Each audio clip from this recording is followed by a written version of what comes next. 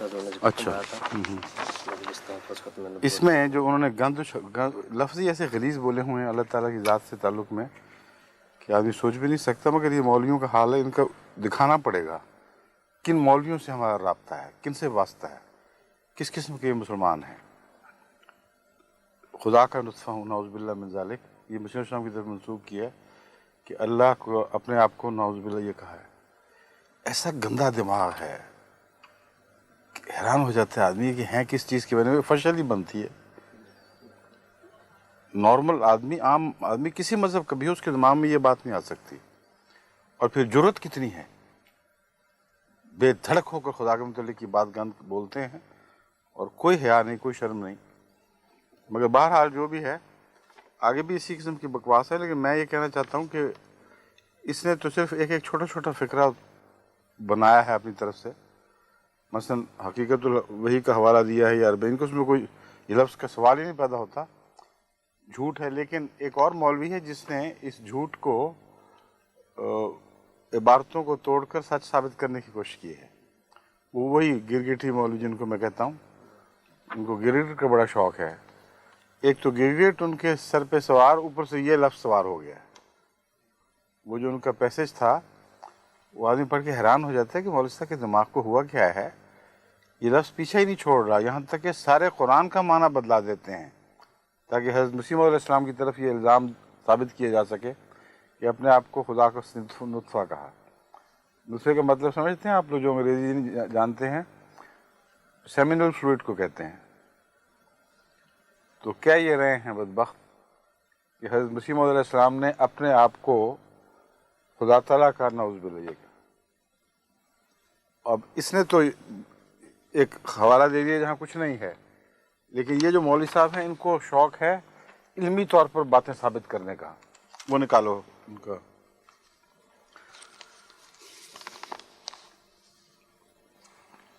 کہتے ہیں انت من مائنا وہم من فشل، کہتے ہیں مرزا صاحب کو الہام ہوا کہ تو ہمارے پانی سے ہے اور دوسرے لوگ فشل سے ہیں۔ اس کے بعد کہتے ہیں کہ عربی لغت میں ما سے مراد نطفہ ہے، یعنی عربی لغت میں گویا صرف یہی لفظ معنی دیا گیا ہے اور کوئی معنی نہیں۔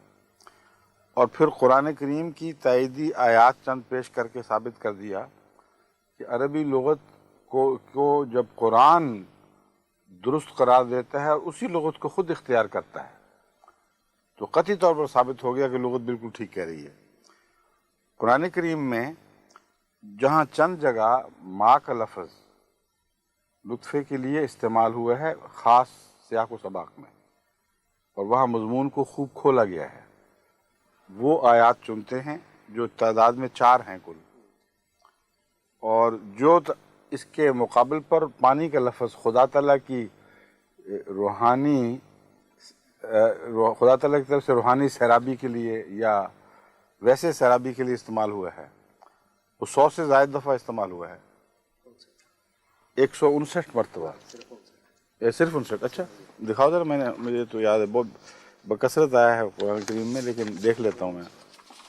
ہم نے کہا تھا نکال کے دیکھو ایگزیکٹلی 59 59 مرتبہ قرآن کریم میں لفظ پانی بما عام پانی اور بمانا روحانی پانی استعمال ہوا ہے۔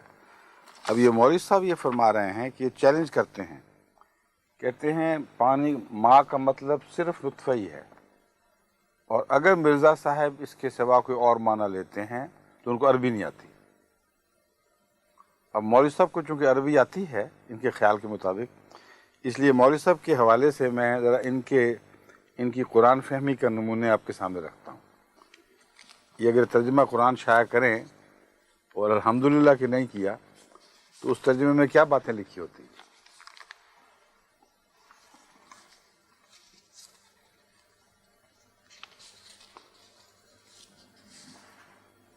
سب سے پہلے تو میں حضرت مسیح علیہ السلام کے اپنے الفاظ میں اس کی تشریح کر دوں۔ جب اللہ تعالیٰ فرماتا ہے کہ تو ہمارے پانی میں سے ہے، یہ ترجمہ ہے۔ خدا کا پانی کیا ہے؟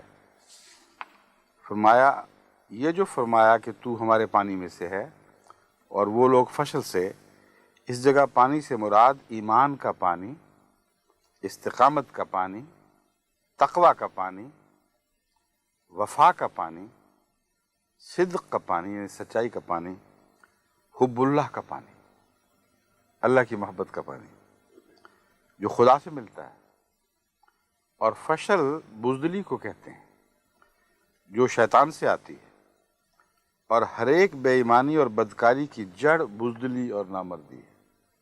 یہ حقیقت ہے بالکل۔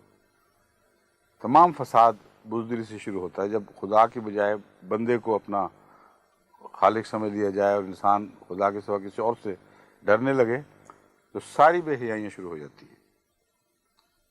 فرماتے ہیں جب قوت استقامت باقی نہیں رہتی تو انسان گناہ کی طرف جھک جاتا ہے۔ غرض فشل شیطان کی طرف سے ہے اور عقائد صالحہ اور اعمال طیبہ کا پانی خدا تعالیٰ کی طرف سے ہے۔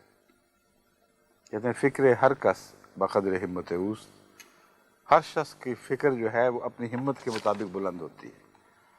حضرت اقدس مسیح موعود علیہ السلام جو پانی کا لفظ اپنے متعلق پڑھتے ہیں یا اس کو استعمال کرتے ہیں دوسروں کو سمجھانے کے لیے تو یہ مانے جاتے ہیں ذہن میں: ایمان کا پانی، استقامت کا پانی، تقوی کا پانی، وفا کا پانی، صدق کا پانی، حب اللہ کا پانی۔ اور یہ مولوی صاحب جب لفظ پانی پڑھتے ہیں تو کہتے ہیں سوائے نطفے کے معنی ہو ہی نہیں سکتے۔ دماغ سر پہ بڑی بڑی بدبلائیں چڑھ جاتی ہیں مگر پہلا آدمی ہے جس کے سر پہ میں نطفہ چڑھا ہوا دیکھا اتنا، اور کسی چیز کی ہوش ہی نہیں رہی۔ اب سنیں قرآن کریم کے استعمال، یہ جو کہتے ہیں نا یہ عربی نہیں آتی، ان کو عربی آتی ہے، اب سن لیجیے۔ قرآن کریم فرماتا ہے وَيُنَزِّلُ عَلَيْكُم مِّنَ السَّمَاءِ مَاءً لِيُطْهِرَكُم بِهِ لِيُطَهِّرَكُم بِهِ وَيُذْهِبَ عَنكُم رِجْزَ الشَّيْطَانِ وَلِيَرْبِطَ عَلَىٰ قُلُوبِكُم وَيُثَبِّتَ بِهِ الْأَقْدَامَ۔ اس کا ترجمہ جماعت احمدیہ کی طرف سے جو پیش کیا گیا ہے، جن کو عربی نہیں آتی، وہ یہ ہے کہ اللہ تعالیٰ تم پر آسمان سے پانی اتارتا ہے تاکہ اس کے ذریعے سے تمہیں پاک کر دے، اور شیطان کی گندگی یعنی اس کے خوف کو، وہی بزدلی والا مضمون ہے، تم سے دور کر دے اور تمہارے دلوں کو مضبوط کرے، اور اس پانی کے ذریعے تمہارے قدموں کو مضبوط کرے۔ اگر مولوی صاحب عربی دان ترجمہ کرتے تو نعوذ باللہ من ذالک، اللہ معاف فرمائے، ان کی زبان دہراتے ہوئے بھی کراہت آتی ہے، مگر میں سمجھانے کے لیے ضرور بتاؤں گا کہ کیا ترجمہ ان کے دماغ میں ہے۔ وہ کہتے کہ دیکھو اللہ تعالیٰ تمہارے لیے آسمان سے نطفہ اتارتا ہے تاکہ تمہیں اس کے ذریعے پاک کرے، اور رزق شیطان تم سے دور کر دے۔ یہ کبھی مولوی صاحب نے اترتے دیکھا ہے؟ حضرت مسیح موعود علیہ السلام جب اپنے لیے پانی کا لفظ استعمال فرماتے ہیں تو روحانی معنوں میں میں وہ پانی ہوں کہ آیا آسمان سے وقت پر، میں وہ ہوں نور خدا جس سے ہوا دن آشکار۔ اور اب قرآن کریم کا محاورہ اور سن لیجیے۔ سورہ ہود آیت 8 میں ہے وَكَانَ عَرْشُهُ عَلَى الْمَاءِ، اللہ کا عرش پانی پر تھا۔ اللہ کا پانی یہ ہے جس پر عرش ہوتا ہے۔ یہ عربی دان مولوی صاحب کیا ترجمہ کریں گے؟ کہاں تھا خدا کا عرش؟ کوئی حیا ہی نہیں ہے، کیا ابھی بات کریں مولویوں سے؟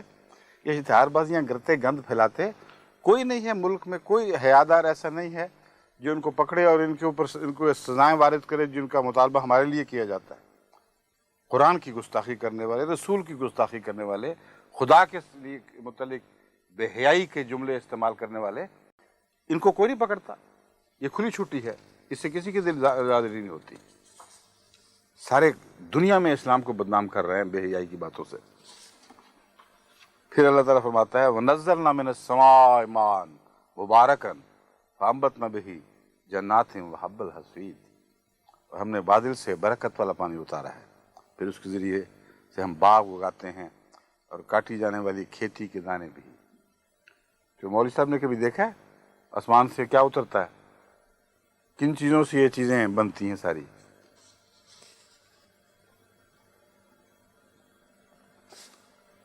اب مجھے تو کراہت آتی ہے، بار بار لفظ بول نہیں سکتا، مگر یہ لفظ چونکہ مجبوری ہے انسان کی مضمون کے بیان کے لیے، اس لیے جو مولوی صاحب نے کہا ہے اسے بار بار سمجھانا پڑے گا ان کو.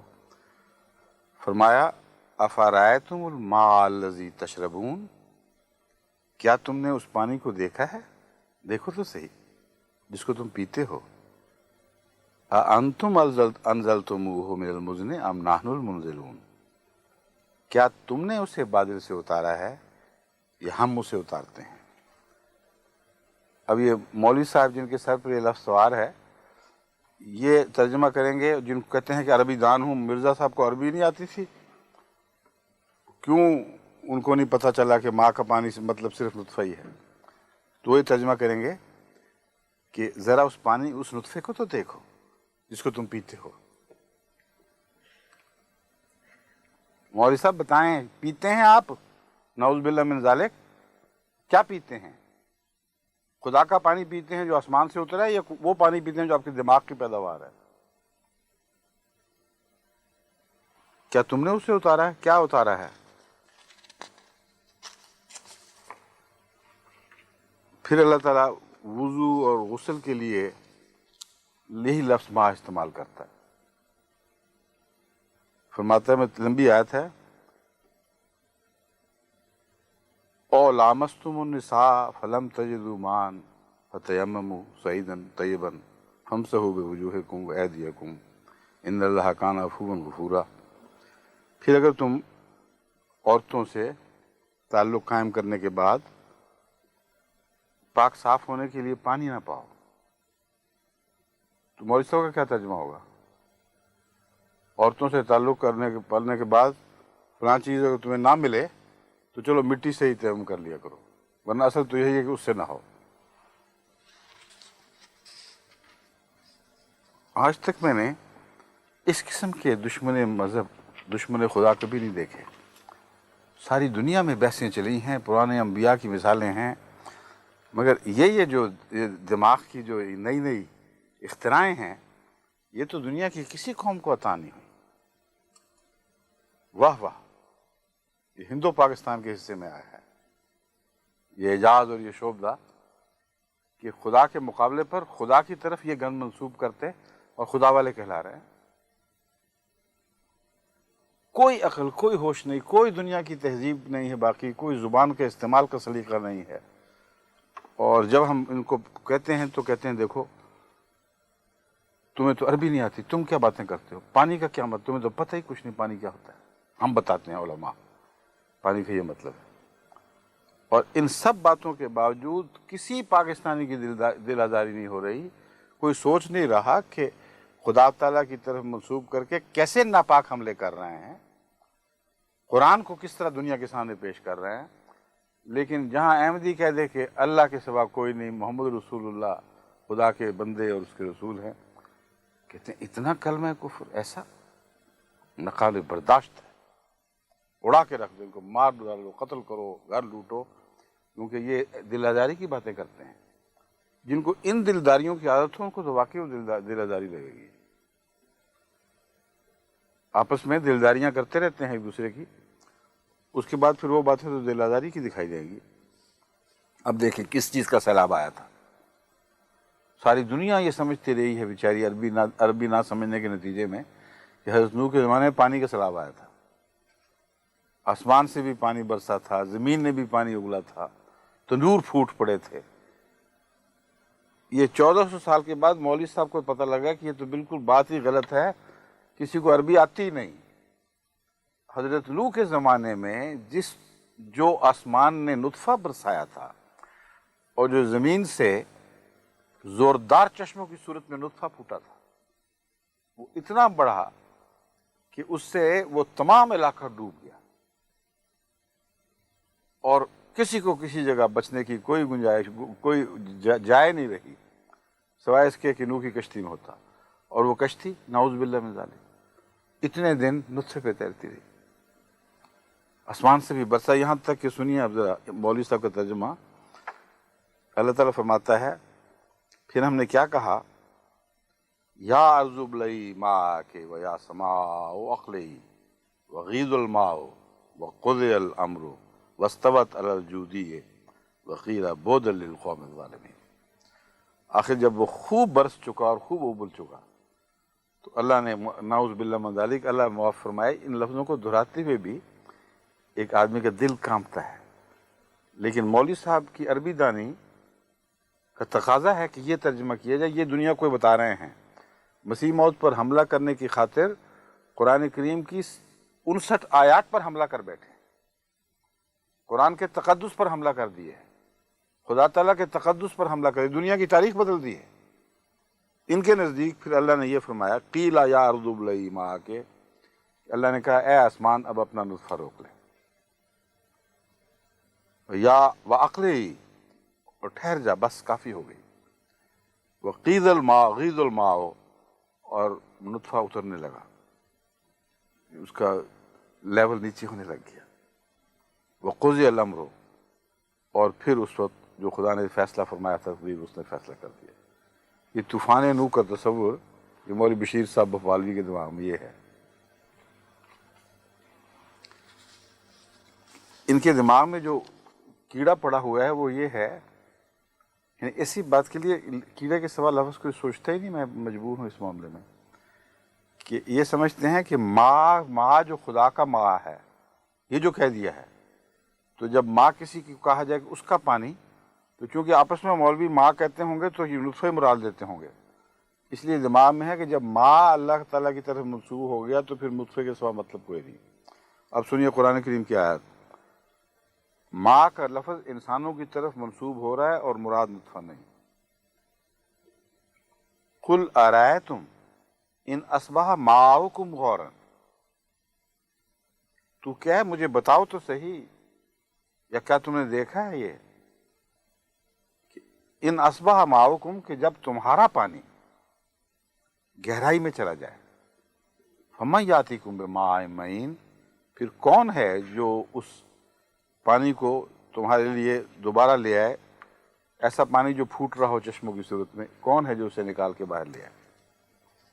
تو کیا ترجمہ ہوگا اس کا عربی دانوں کے نزدیک؟ ارأیتم اصبح ماؤکم غورا۔ آگے سنیے جی،